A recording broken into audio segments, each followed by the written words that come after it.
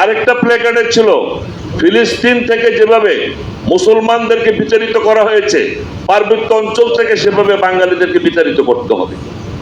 সুতরাং একদিনের জন্য যদি পার্বত্য এলাকা থেকে সেনাবাহিনী চলে আসে, অনলি একদিনের জন্য, একজন বাঙালি সেখানে 1 ঘন্টার জন্য আর থাকতে পারবে না, বসবাস করতে পারবে না, কোনোভাবেই পারবে না। সুতরাং আমাদের এটা আপনাদের কাছে দাবি যে এটা আমাদের একটা দেশের গুরুত্বপূর্ণ অংশ।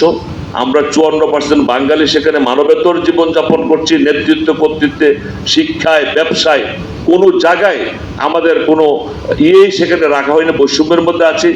আপনারা দেশপ্রেমিক, সেনাবাহিনী, বিশেষ করে মতিউর রহমান স্যারকে আমি বারবার বলবো, অনেকের সময় জানা আছে, সবাই পার্বত্য অঞ্চলে যারা চাকরি করে এসেছেন তারা পার্বত্য অঞ্চল সম্বন্ধে ভালোই জানেন। অনেকে গুলি খেয়েছেন, অনেকে এখনো অনেকে আতঙ্কের মধ্যে আছেন।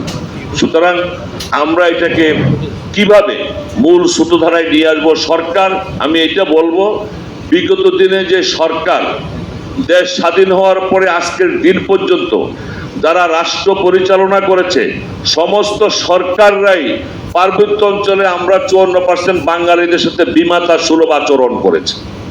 97 সালে পার্বত্য চুক্তি করে সাবেক প্রধানমন্ত্রী শেখ হাসিনা বাঙালিদেরকে পোতা ছুরি দিয়ে জবাই করেছে।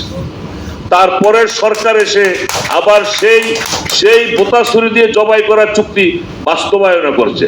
বর্তমান সরকারের মাননীয় প্রধান উপদেষ্টা, ওনার একটা কথার কারণে পার্বত্য অঞ্চলে নতুন করে আবার একটা ঝামেলা সৃষ্টি হয়েছিল, যে উনি শহীদ আবু সাইদের বাড়িতে গেছিলেন রংপুরে। সেখানে একটা সাঁওতাল মেয়ে সম্ভবত ওনাকে বলতে চেয়েছিলেন যে আমরা যারা উপজাতি, ক্ষুদ্র নৃগোষ্ঠী বা আদিবাসী আছি, আমাদের অবস্থান, উনি বলেছেন তোমাদের সম্বন্ধে আমরা জানি, তোমরা আদিবাসী, তোমাদেরকে ছাড়া বাংলাদেশের কোনো মূল উন্নয়ন হবে না। এই কথা বলার পরে পার্বত্য চট্টগ্রামে 26টি উপজেলা, 376টা মৌজা, 121টা ইউনিয়ন, আমি বলেছি প্রত্যেকটা স্থাপনা যেখানে উপজাতি লেখা ছিল, ক্ষুদ্র নৃগোষ্ঠী লেখা ছিল, বিভিন্ন সরকারি, বেসরকারি, আধা সরকারি, স্বায়ত্তশাসিত সংস্থাগুলো সবগুলো মুছে নতুন করে সবকিছু আবার আদিবাসী লিখে দেওয়া হয়েছে। সুতরাং আদিবাসী